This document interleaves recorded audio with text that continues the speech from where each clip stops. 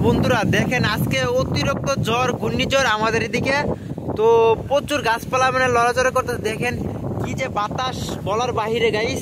এই যে দেখেন আজকে আবহাওয়াটা সুবিধার না, দেখেন গাছের পাতা কিভাবে লড়াচড়া করতেছে দেখেন। তো আজকে মনে হয় অনেক বড় ঝড় তুফান হইব, তো আমাদের এদিকে সাইডে ঘূর্ণিঝড় হইতেছে। এই দেখেন গাইস গাছপালা কিভাবে লড়াচড়া করতেছে, মানে প্রচুর।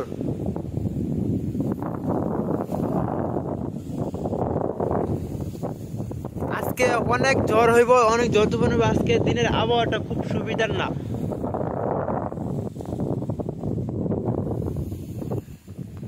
গাইস দেখেন দিনের অন্ধকার কিভাবে হয়েছে। এখন বেলা বাজে 3টা 54 বাজে। তো গাইস দেখেন কি প্রচুর পরিমাণে বাতাস। দেখেন দিনের আবহাওয়াটা আজকে সুবিধার না।